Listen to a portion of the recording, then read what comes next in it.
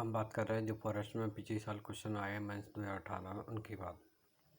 तो इसमें मेंस के सारे क्वेश्चन अटेम्प्ट करेंगे, देखते हैं कितने क्वेश्चन एक दिन में होते हैं कितने नहीं होते हैं। तो पहला क्वेश्चन देखते हैं इसमें क्या रहता है क्या नहीं रहता है कि ब्रेनजोल चूर्ण का रासायनिक सूत्र क्या है, और साथ में इसमें इंग्लिश में दे रखा है, तो जिसको हिंदी में समस्या है तो इंग्लिश में भी देख सकता है। अब इसमें देखो सूत्र आंसर इसमें ऑलरेडी टिक है और इसमें 4 ऑप्शन दे रखे हैं, तो 4 ऑप्शन को देखेंगे, उसमें आंसर टिक है उसको हम देखेंगे और चलते चलेंगे।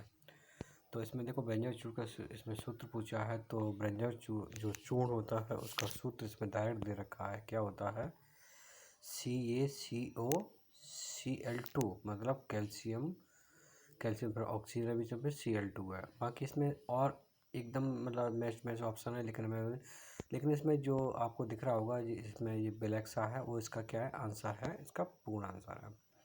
ऐसे हम बात करते हैं पीवीसी बहुलक एकलक है।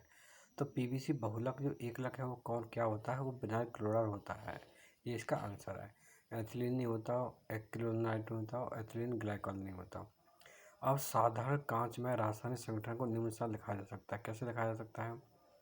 देखो इसमें लिखने का दिख रहा है सोडियम सिलिकेट, कैल्शियम सिलिकेट और SI2 मतलब ये सिलिकेट ये उसी का सूत्र है, लेकिन इसमें सही सूत्र क्या दे रखा है, पहले नंबर का दे रखा है। हालांकि नीचे वाला बिल्कुल मिलता जुलता है, इसमें बस नीचे वाले में क्या कमी है, नीचे वाले में 6SI2 है जबकि ऊपर में 4SI2 है। तो कोई ज़रा सा अंतर है और ज़रा से अंतर से क्वेश्चन आंसर गलत हो जाता है।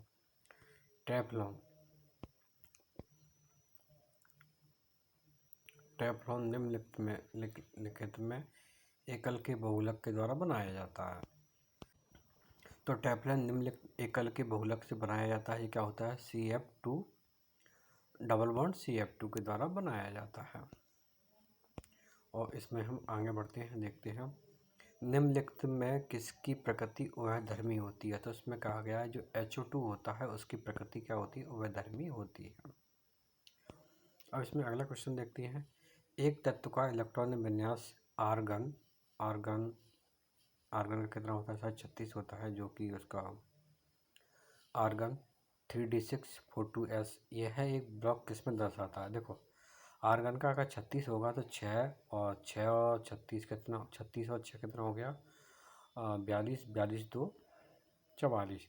तो जी डी ब्लॉक होना चाहिए, डी ब्लॉक मतलब 48 42 के अलावा, यहाँ तक मेरे अंदाज से ये। तो इसमें देखो आंसर तो डी ब्लॉक दे रखा है, तो ये तत्व कौन सा होना चाहिए, तत्व का एकदम या बेनेडियम वगैरह ऐसा कोई तत्व होगा जहाँ तक है, वह है इसके जिसका संदर्भ फैन प्लवन विधि द्वारा होता है, सल्फाइड अश्क।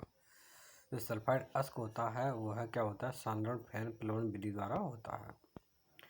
उदासीनीकरण अभिक्रिया KOH एक्वस और HCl जो एक्वस होता है मिलकर क्या बनाता है, किसिल बनाता है, H2 बाहर निकल जाता है।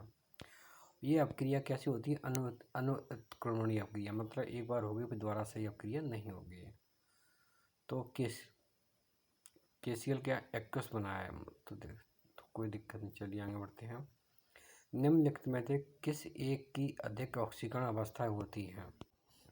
तो इसमें क्या ना एक से अधिक ऑक्सीकरण अवस्थाएं पूछी हैं, लोहा की पूछी है, तो इसमें क्या है लोहे का नाम आया, ठीक है ना।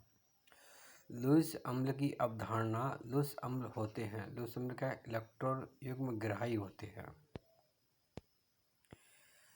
गैल्वेनीकरण एक विधि है जिसमें लोहे का जंग से क्षरण रोकने के लिए उस पर धातु की पतली परत का लेपन किया जाता है।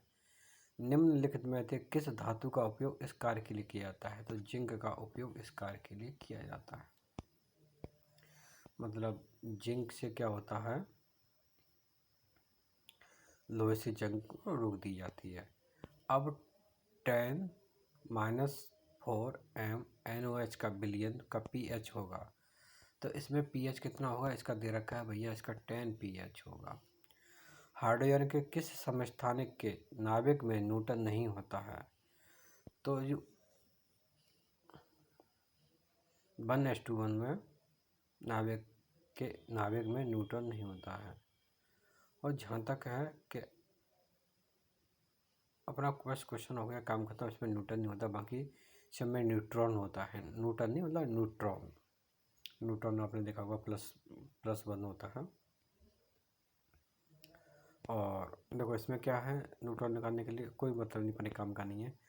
तेल और वसा का क्षारीय जल अपघटन कहलाता है, सावनीकरण कहलाता है। उदासीकरण नहीं कहलाता, एस्टीकरण नहीं कहलाता, बहुलीकरण, लेकिन जो सावनीकरण होता है वो कहलाता है। निम्न में से कौन सबसे ज़्यादा प्रबल अम्ल है? देखो सबसे ज़्यादा प्रबल अम्ल पूछा है। एच मतलब,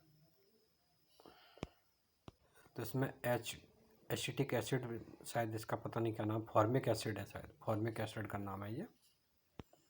ऑर्थो पैराहाइड्रल में होते हैं। ऑर्थो पैराहाइड्रल में विभिन्न भौतिक गुणधर्म परंतु समान रासायनिक गुणधर्म होते हैं। जब ये ग्रिग्नार्ड अपक्रम दे रखा है 3CH3 MgBr कोई फॉर्मेल्डिहाइड से क्रिया कराते हैं तथा बने हुए उत्पाद को जल अपघटित करते हैं तो निम्नलिखित में से कौन सा यौगिक प्राप्त होता है? CH3 CH2 COH, मतलब फॉर्मिक एसिड है ना, एसिटिक एसिड, एथिल अल्कोहल का है, ये एथिल अल्कोहल लिखा है।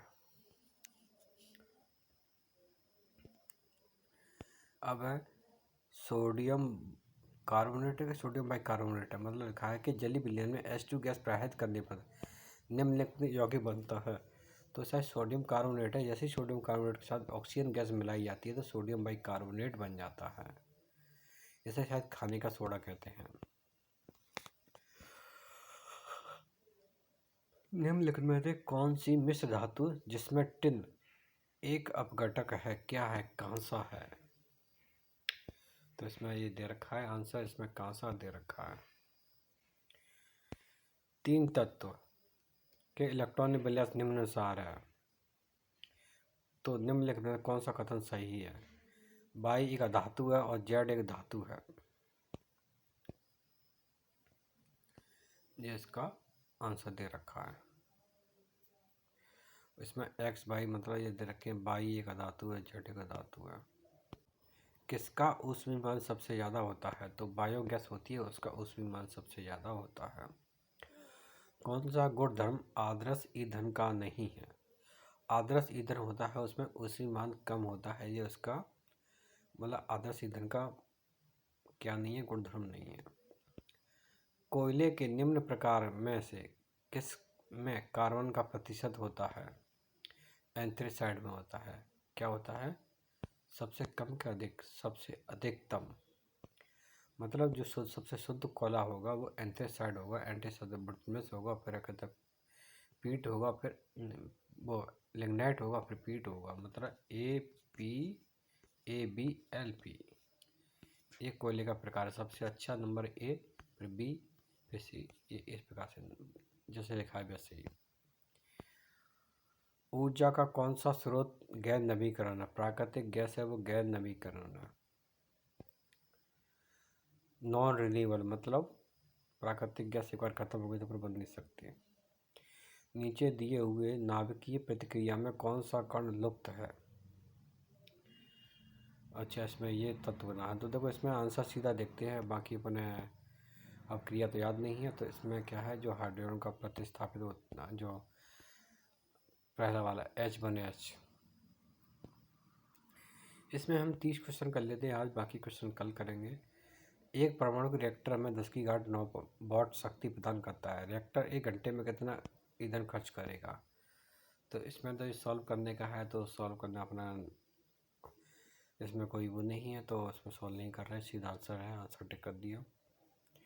एक रेडियो सक्रिय पदार्थ की हाफ लाइफ 8 वर्ष है। कितने समय में उस पदार्थ की सक्रिय प्रारंभिक जो मूल्य है वो 1/8 होगी? 24 वर्ष बाद।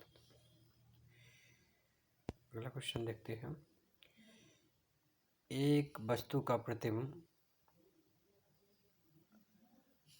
उत्तल लेंस द्वारा एक पर्दे पे बना है। अगर लेंस के नीचे का आधा भाग पेंट द्वारा काला कर दिया जाए, प्रतिबिंब की तीव्रता हो जाएगी, चौथाई हो जाएगी। इसका आंसर दे रखा है।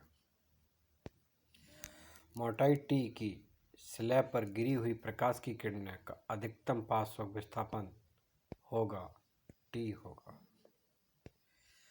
हमारे 30 क्वेश्चन हो गए तो हम यहीं पे रखते हैं, एक क्वेश्चन बाकी है।